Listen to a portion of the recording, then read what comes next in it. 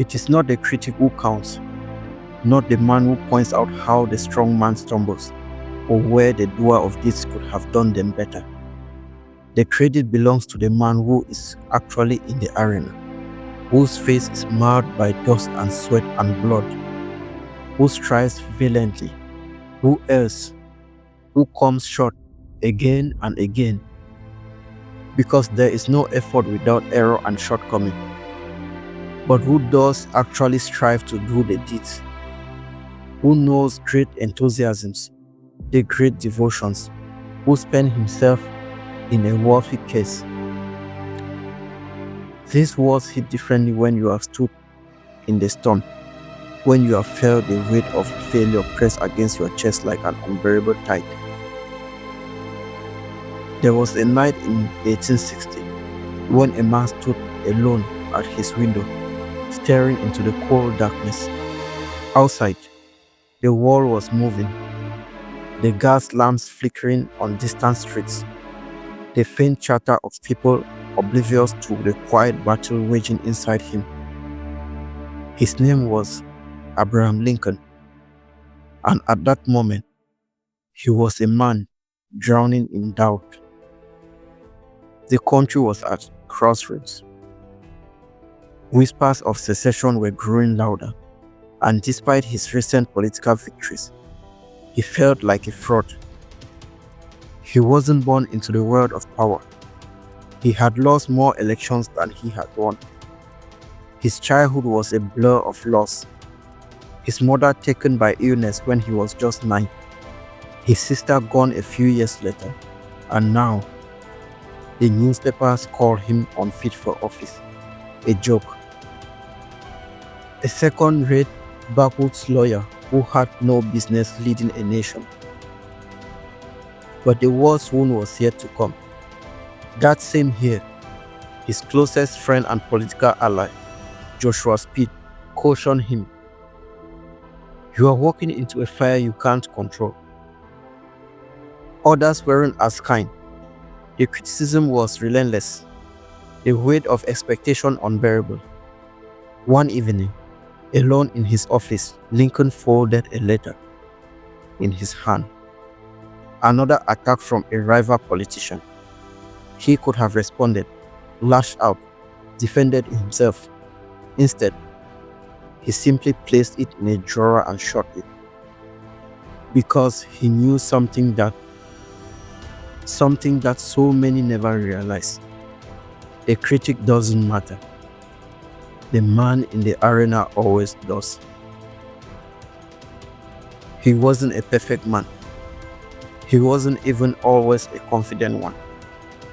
But he understood that the ones who shaped history, the ones who dared, were not the ones who sat in the stands and cheered.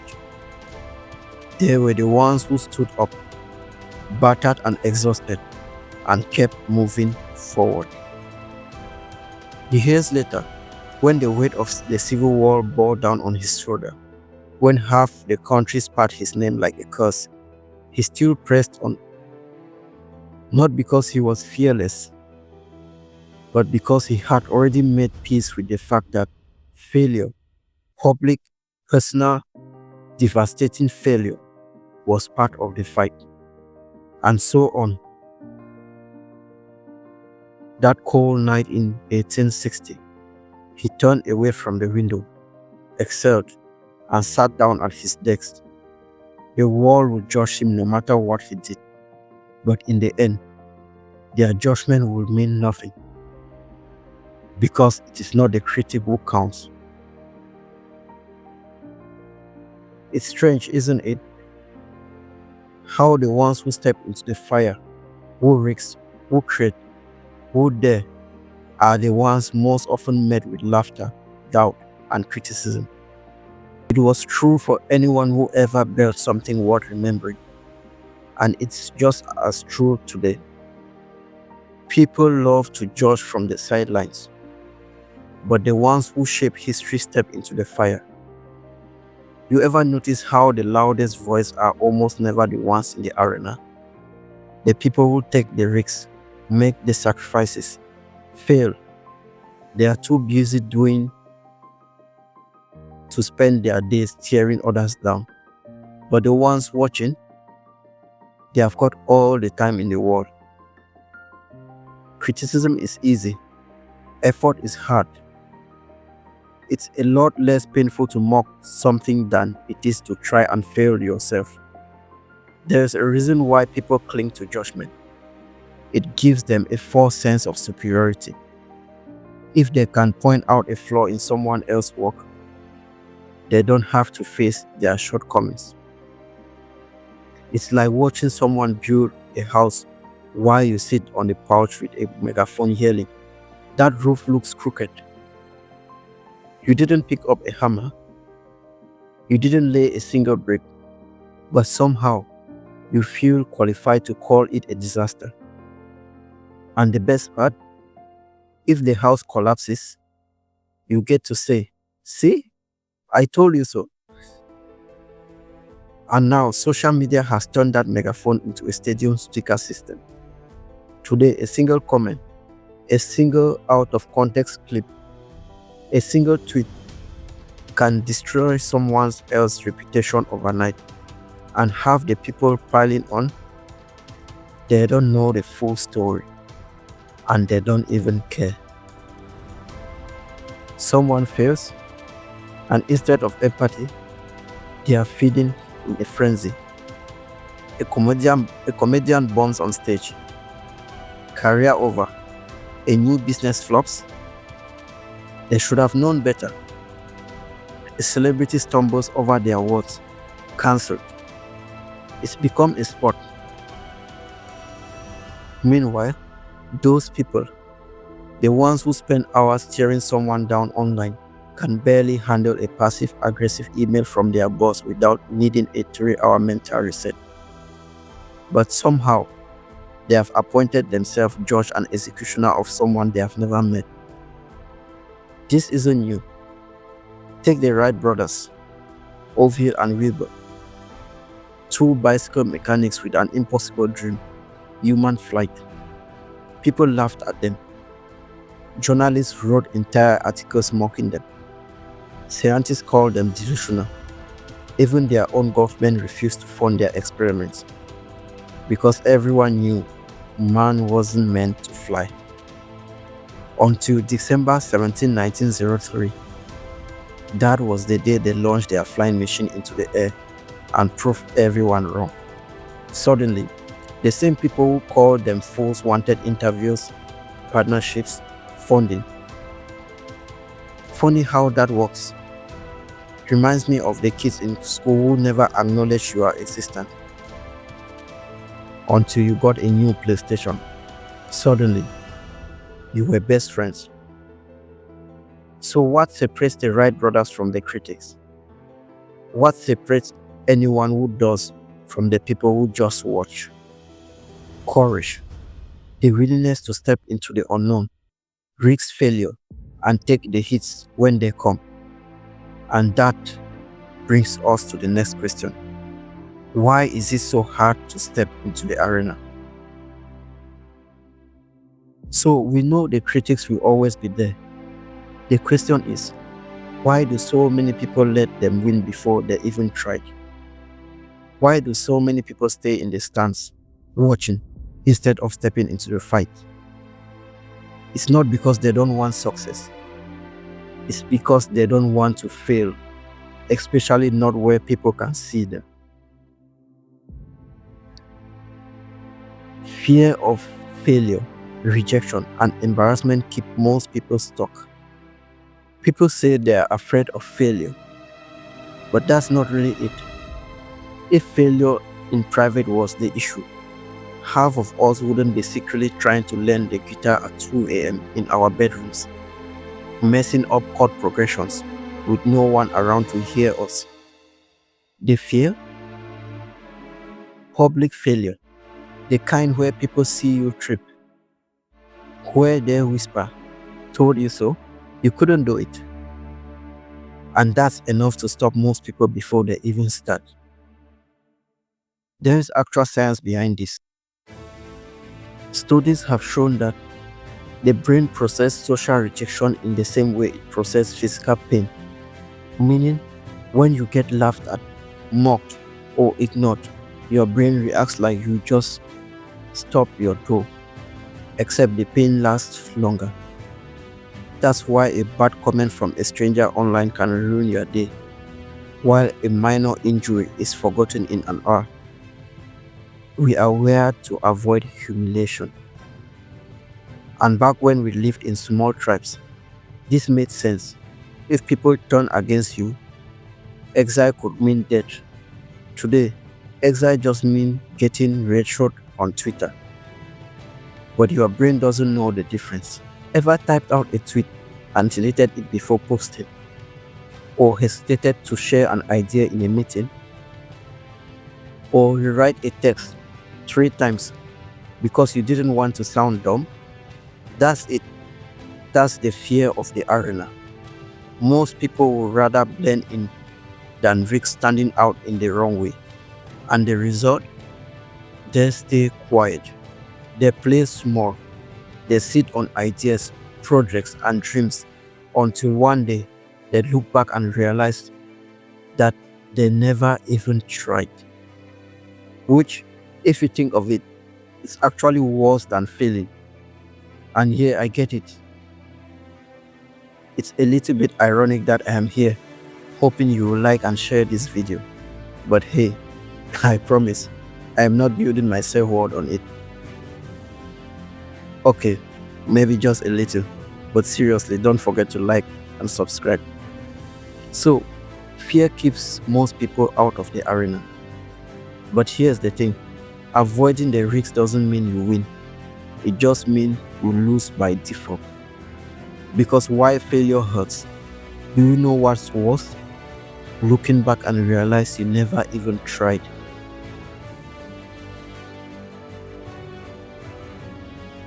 Avoiding the arena doesn't protect you.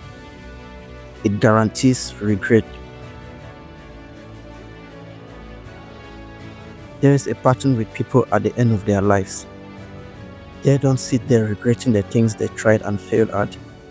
They regret the things they never had the courage to do, the words they didn't say, the risks they backed away from, the versions of themselves they never became because of the fear of losing, because the fear won. If you have ever had a moment where you thought, I wish I had just gone for it, imagine feeling that, but for your entire life. Van Gogh died broke, unrecognized, only ever sold one painting while he was alive. If he had listened to the critics, to the people who laughed at him, to the ones who called him a failure, he would have stopped. And we would never have had Starry Night. But he didn't stop because he wasn't painting for them. He was painting because something inside him needed to. And now, over a century later, his work is among the most celebrated in history. Think about it. The same world that ignored him while he was alive now worships what he left behind. There is even a modern example. You know Adam Sandler, right? Do you know how much critics on Rotten Tomatoes or Metacritic rate his movies? 2 on 10, maybe 5.1 on 10 if they are feeling generous. Now be honest, have you ever met anyone who doesn't like an Adam Sandler movie? Sure, they are not deep, they are not complex, and half of the time it's just him and his friends messing around in a tropical location. But they are fun, they make people laugh, they are easy to watch after a long day. I love grown-ups. And don't even get me started on You Don't Mess with the Zohan. If you haven't watched it, fix the date. It's ridiculous, but in the best way possible. And here's the point. Sandler doesn't need critics to validate him. He just makes what he enjoys. And guess what? The people love him for it. The same industry that constantly mocks his movies hands him Lifetime Achievement Awards. So here, let the critic talk. Do your thing anyway. Comfort versus growth. Most people don't even get far enough to be criticized because comfort is easier, and comfort zones, they feel safe, but they kill growth. Every time you hesitate, every time you hold back, every time you sit on an idea, because now is not the right time, you are choosing comfort over courage. But here's the truth: no one who ever changed the world did it from their comfort zone. Imagine being on your deathbed and realizing that the only reason you didn't chase your dreams was because Kevin underscore 472 on Twitter, some guy with an anime profile and zero achievements, said you wouldn't make it. Let that sink in. Courage isn't about not being afraid. It's about doing the thing while you are afraid. Fear doesn't just disappear. It lingers, waits, and watches to see if you will back down.